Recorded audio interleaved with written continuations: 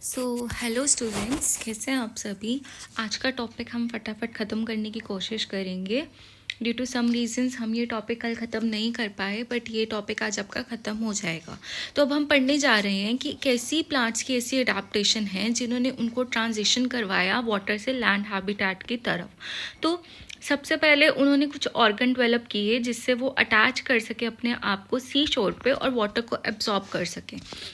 फिर उन्होंने कुछ ऐसे स्ट्रक्चर डेवलप किए जिससे वो अपनी बॉडी को सपोर्ट कर सके। लाइक सपोर्टिव स्ट्रक्चर्स जो हैं वो इसलिए डेवलप हुए हैं ताकि वो फोर्स ऑफ ग्रेविटी को विथस्टैंड कर सकें कि अगर पानी का बहाव तेज़ है तो एकदम वो निकल ना जाए। सच एज किसी किसी की सेल वॉल हार्ड हो गई, different type of supportive tissue present हुए जैसे woody tissues, branch cells. Organs कुछ ऐसे डेवलप हुए जिन्होंने ट्रांसपोर्ट ऑफ मटेरियल करने की कोशिश की। कार्बन डाइऑक्साइड का एब्जॉर्प्शन हुआ from atmosphere for photosynthesis. Protection हुआ रिप्रोडक्टिव सेल्स का from drawing and mechanical injury. और फर्टिलाइजेशन का मैकेनिज्म डेवलप हुआ और डिस्पर्जल हुआ एम्ब्रियो का और डेवलपमेंट हुई एम्ब्रियो की। अब इनमें ऑल्टरनेशन ऑफ जनरेशन कैसी है आर्केगोनियट्स में। तो first time alternation of generation archegoniates में किसने डेमोन्स्ट्रेट किया था? हॉफमेस्टर ने। देखो DSSB की तैयारी कर रहे हो तो you need to learn scientist also. और इसको हम क्या बोलते हैं? मेटाजेनेसिस और heterogenesis. You will be confused कि मेटाजेनेसिस तो हम ओबीलिया में भी बोलते हैं जहाँ पे पॉलिप से मेड्यूसा में ऑल्टरनेशन ऑफ जनरेशन होती है। तो हम ऑल्टरनेशन ऑफ जनरेशन के लिए जो कॉमन टर्म यूज़ करते हैं वो मेटाजेनेसिस ही है। बस हम यहाँ दो स्पोर्स होते हैं, दो sporophytic life cycle, gametophytic life cycle होती है, इसलिए हम इसको हेट्रोजेनेसिस भी बोल रहे हैं। तो ऑल्टरनेशन ऑफ जनरेशन उस प्रकार की लाइफ साइकिल है जिसमें सब्सिक्वेंट जनरेशन जो प्लांट्स की हैं वो ऑल्टरनेट करती हैं डिप्लॉयड और हैप्लॉयड ऑर्गेनिज्म में। ऑल्टरनेशन ऑफ जनरेशन किस किस में कॉमन है? प्लांट्स में, एल्गे में, फंजाई में। इनको हम सेक्सुअल रिप्रोडक्शन से कंपेयर कर सकते हैं एनिमल्स में, जहाँ पे हैप्लॉयड डिप्लॉयड सेल्स पाए जाते हैं हर एक जनरेशन में।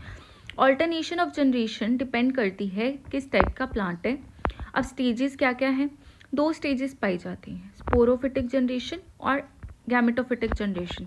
देखो ये ना इन्होंने टेरिडोफाइट के स्ट्रक्चर्स दिखाए हैं जिसमें तुम्हें वैसे बता रही हूँ, ये जो होते हैं ना ये इंड्यूसियम होता है, ठीक है। और ये देखो कितने प्यारे तरीके से ये स्पोरोफिटिक जनरेशन में स्पोर जर्मिनेट हो रखे हैं।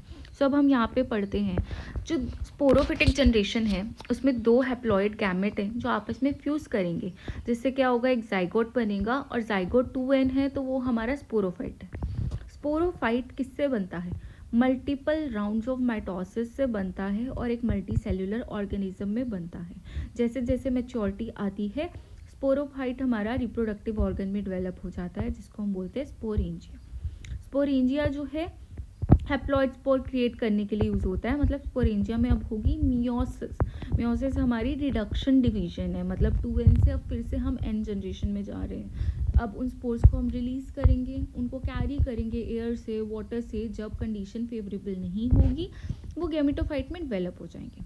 अब जो गैमेटोफिटिक जनरेशन है, मतलब हमारी हैप्लॉइड जनरेशन है, n जनरेशन है, वो क्या क्रिएट करेगी? गैमेट्स। गैमेट्स किस में प्रोड्यूस होंगे? गैमेटेंजिया से।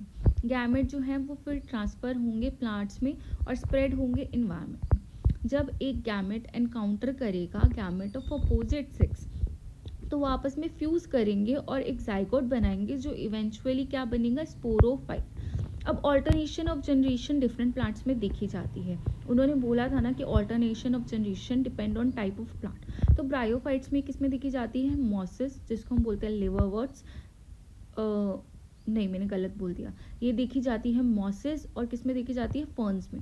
यहाँ पे डोमिनेंट जनरेशन कौन सी है? ये याद कर लो एस्टेट वालों, ब्रायोफाइट की डोमिनेंट जनरेशन होती है haploid face. Main plant body यहाँ पे गैमेटोफाइट की होती है। टेरिडोफाइट और जिम्नोस्पर्म में डोमिनेंट जनरेशन डिप्लॉयड है और मेन प्लांट बॉडी स्पोरोफाइट है।